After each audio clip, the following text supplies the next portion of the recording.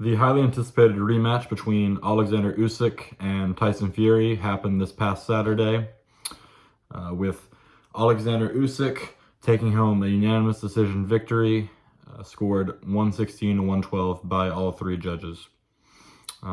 If you're only familiar with my last video, you may be thinking this is a little different, a little off topic.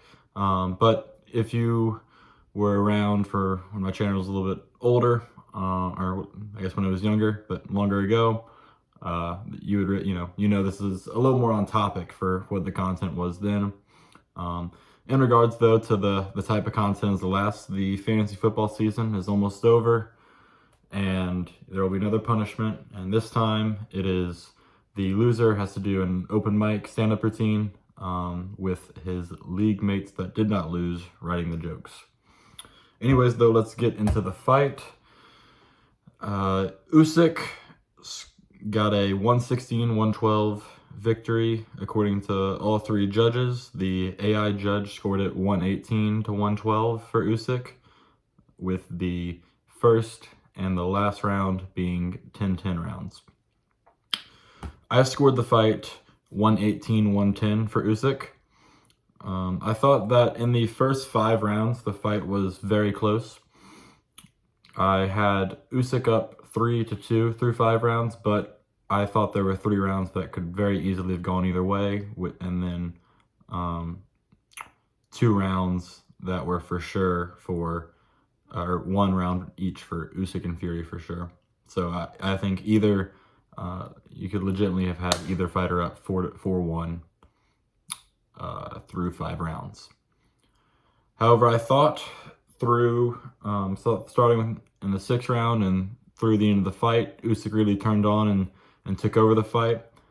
And we thought that Tyson's weight might be a problem. He gained 19 pounds from their last fight, and the expectation was that he was gonna execute his Wilder 2 game plan and try and really lean on and tire out Usyk. And we saw a little bit later in the fight that he did try that, but it didn't work. Usyk, with his footwork and with his grappling skills, which is not something that you would usually talk about for a boxer, but it was relevant. Usyk, he made that pretty much an irrelevant strategy. It's completely ineffective, and I thought he might. That's what I thought. That's what would happen if Fury tried to tie him up, just because, Usyk has insane footwork, some of the best ever for the heavyweight division, and Fury's, tactic of just tying him up and hugging him and dropping his weight on him just was not a viable strategy for him. And, Usyk, he, with this fight, he puts himself in conversation for being an all-time great in the heavyweight division, but not just that, also just an all-time pound-for-pound great. Usyk, Fury did get tired with the extra weight. He lost some steam. He wasn't completely, gassed or anything, but he clearly lost some steam the second half of the fight. And in part, you probably have to credit Usyk's game plan for that. Usyk, through the first 5 rounds, even though it might not have led to him scoring the most in those rounds, tired Fury out with constant body shots. Really, that'll take a toll on someone's stamina. All that said, though, I thought that Fury fought a better fight than he did in the last Usyk fight. That said, I thought this fight was not as close as the first one. Because unfortunately for Fury, while I think he fought a better fight than he did the first time, we saw Fury, his defense in the first fight, there were some holes in it. It was not up to its usual standard. Because in the first fight, if you want to chalk it up to him not taking it seriously or whatever, it just wasn't at its usual level. This fight, it was once again very solid. tight defense, and there was no round 9 this time like there was last time where Usyk almost knocked out Fury. But unfortunately for Fury, Usyk had a better fight this time too. Usyk's, I thought his defense was better. His offense was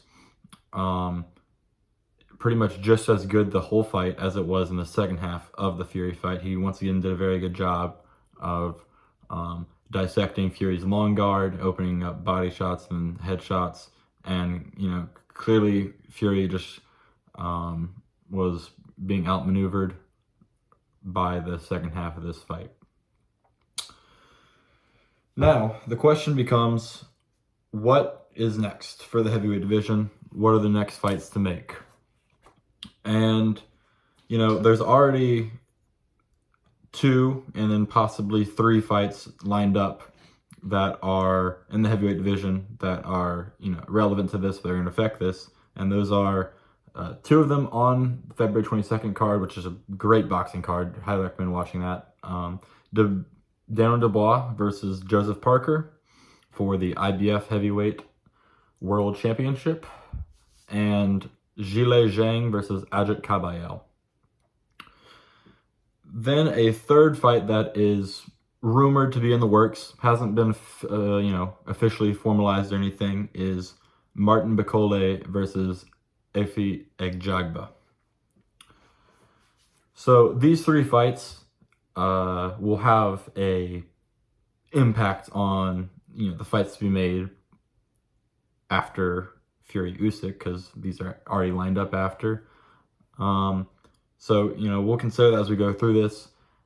Starting off though, I think we start off with the people in the fight. Starting off with Usyk and Fury. For Usyk, there's been talks about him dropping back down to cruiserweight. He's even talked about that, saying he doesn't like having to eat as much as he does to maintain his weight at heavyweight. But we also had the scene where Daniel Dubois jumped in the ring and called out Usyk and for his robbery, which he lost every round of. There was the controversial low blow, which it was controversial. It could go either way, but I mean, if you lose every round and argued every minute of every round, you didn't deserve to win the fight, and he was clearly outmatched. That said, he has improved a lot, it seems, from that fight, which would make it a better fight this time around. And then Usyk, in his response to that, he told Turki Al-Sheikh to make the fight. However, how much that actually means, whether he was just he just came back from a fight and he wasn't trying to deal with all that, and he just said whatever possible. But I do think the right move for Usyk is to stay at heavyweight. I think it's to stay at heavyweight and to fight Dubois or Parker if Parker were to beat Dubois, just because it gives him the opportunity to be a 2-time undisputed champion at the heavyweight level, which not many people have done. That'd be amazing for his legacy. I think he should beat. I think it'd be a good fights either way, but I think he should beat either one of Dubois or Parker if he fights them. And I don't think you pass up the opportunity to be 2 times undisputed. I think after if that's the course he takes, and then he beats them to become 2-time undisputed, I think then it makes some sense for him to go back down to cruiserweight. I think he's actually better, just because with the state of the heavyweight division, he's by that point he's cleared out all the top contenders. There are some rising guys, but with his age, it doesn't really make sense to hang around waiting for them. Rather, I think it makes sense for him to go down to cruiserweight and fight some big names there. Notably, I think it would be smart for him to fight Jai Opetaia, the current champion at the cruiserweight level, and then if he were to beat him, then to fight Artur Beterbiev at a humongous fight, with Beterbiev moving up to cruiserweight for that. That would be, that's a long time rivalry, if you will. They fought 3 times in the Olympics, I believe, with Usyk winning 2 of them, the last 2, and 2 undisputed champions. I think that'd just be a massive fight and a great way for Usyk to end his career with that fight, kind of where one of the biggest fight he started with. Then Fury, there's been talk about Fury retiring. I don't think that will be the case, but who knows? And the talk is I don't think that great for that anyways. I'd be pretty surprised if he retired. And I think the fight to make for Fury is the obvious one to make for him, and also the obvious one to make for his opponent. It's Anthony Joshua. People have been demanding this fight for since Joshua burst onto the scene about 10 years ago. People have been wanting it, and you don't want this to be a thing where both of them retire and then you look back and think, man, I cannot believe they never, Joshua and Fury never fought each other. It's not how you want this to be. And yeah, sure, this time neither of them are champions. There's no belt on the line, but really that doesn't matter. I mean, they're at the right spot of their on their paths. They just both came off losses to a champion. This would be a good match to get them back to a championship fight. Especially, Fury and AJ have both lost to Usyk twice. Doesn't really make too much sense for them to fight him a third time, but especially if Usyk is gonna go back down to cruiserweight immediately or after a Dubois or Parker fight, then it definitely would open the door up for Fury and AJ to gain their heavyweight titles back. And then, even though there is no no belt on the line, this fight would still, massive demand for it. It would sell out Wembley Stadium within a day. So I think this is just the obvious fight to make there. And then additionally, not too long ago, a couple months ago, Deontay Wilder announced that he would not be retiring and that he's going to continue fighting, which came as a bit of a surprise to me just based on the things he was saying and how the last fight went. But I'm a big Deontay Wilder fan. He's going to fight, I'm going to watch. And I think where he's at with the current stage of his career, and where he's been, it doesn't make a lot of sense for him to fight some unranked fighter. And it also, in my opinion, would not be a good decision to fight a highly ranked fighter just with how his last fights have gone. I think there's one fight that makes a lot of sense for Deontay Wilder. It'd be a big money fight, and it wouldn't be the highest ranked guy here. And no, it's not Jake Paul. It's Francis Ngannou. Francis Ngannou has 2 professional boxing matches under his belt. He's 0-2. He fought Fury in a fight where he knocked him down but lost. And then he had a fight with Anthony Joshua where he got brutally KO'd in the second round. And I would expect this to be once again a big payday for both of them. Both have big fan bases, and you'd get UFC fans watching that were interested, along with boxing fans. And Wilder, this should be a fight that Wilder would win, in my opinion, and it'd be a good way to send him off with a win. Or if he so pleases to use as a step, maybe to fight another contender. And Wilder, he's a boxer. Ngannou, he has the 2 fights, but he's not a boxer. He's a UFC fighter, or MMA. He's not with the UFC anymore. And he obviously he was one of the UFC's best strikers. But the striking is just so much more nuanced in boxing. It's all just hand striking. There's no knees, no kicks, no grappling. And so the defense is much more refined, the offense is much more refined, and that's always going to just give a boxer a heavy advantage over an MMA fighter, just like an MMA fighter would have a heavy advantage over a boxer in an MMA fight. Also on the card of Usyk Fury 2, the fight right before, Moses Itama defeated Dempsey McKean with a first round knockout, brutal knockout.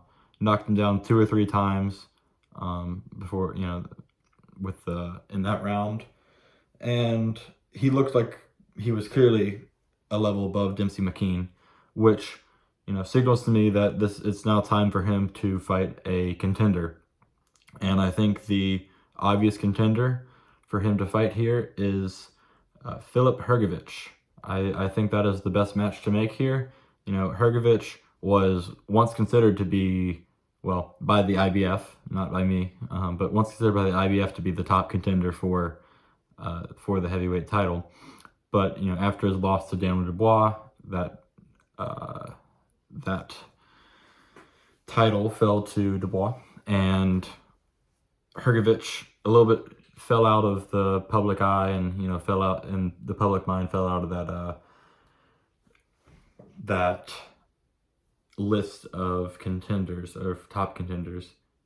So he could use, you know, a big win, and he's clearly a top 10 heavyweight, and Itama is trying to prove himself. You know, Itama's 19 right now. It's super impressive what he's doing. With Mike Tyson's record is 20 years old, being the youngest heavyweight champion. I gotta think that Itama is gunning for that he wants to get that record. And the best way to do that is to fight someone like Hrgovic, which will, if you beat him, especially if you beat him convincingly, will line you up most likely for a title shot. And you know, someone else I think that could be along the lines that would work. I don't think it'd be as good of a fight for him as Hrgovic, but just mainly with, you know, that he's from the U.S. and that he's a big name. I think Jared Anderson would be. He's coming off a loss to where he got knocked out in the 5th round to Martin Bacoli, and I think that he could be a potential fight that would work similarly, although not as well, for Itama. Additionally, with Zhile Zhang and Ajak Cabello, as I previously mentioned, is scheduled for February 22nd. And there's implications with that fight about what should happen, in my opinion. And I think that the winner of Zhang versus Cabello should fight the winner of Bicole Ijagba, if that is to happen, that fight. And, you know, a lot of people before Zhang and Cabello, including me, before that was scheduled, were really hoping to see Zhang versus Bicole. And it looked like that might be happening until talks fell through or whatever. But I think there's still a clear path to get that with the winner of Zhang Cabello fighting the winner of Bicole Ijagba. And I think, you know, even if Zhang and Bicole, both of them don't win, or neither of them win, you're still getting the best fights there, because, you know, if Cabello beats Zhang, then it probably is a better fight to see him fight Bicole, or same goes for Ijagba, or both of them.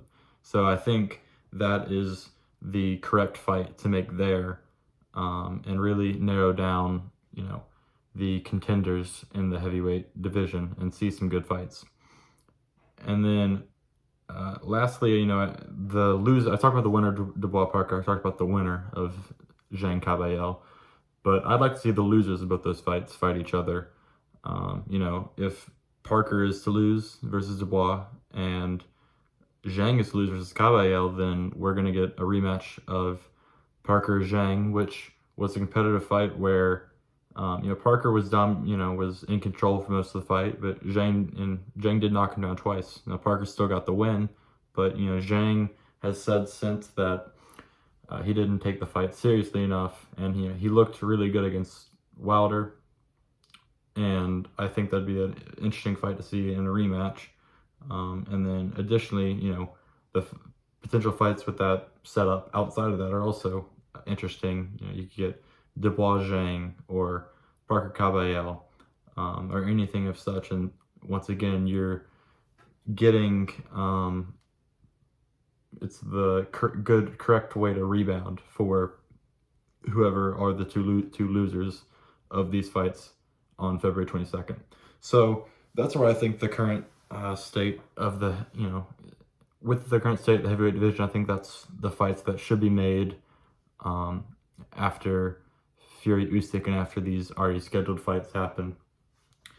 And, you know, I think, you know, a lot of people have said that this is the end of an era for the heavyweight division, that this Usyk win signaled the end of the Fury AJ Wilder era, and I think that's probably correct. And it's you have, as others have noted, the whole debate the whole time was who's the best Fury, AJ or Wilder. I was Team Wilder, but the answer was Usyk. And so we had a new era of heavyweight boxing is being ushered in, so it would seem, and I think that these are the correct fights to set that up. I think it's Fury versus Joshua, Wilder versus Ngannou, Usyk versus the winner of Dubois Parker, Itama Hrgovic, and then the winner of Zhang and Kabayel versus the winner of Bikole Igjagba, and the loser of Dubois Parker versus the loser of Zhang Kabayel. So that's my take on it, and that's all I got for y'all. Peace.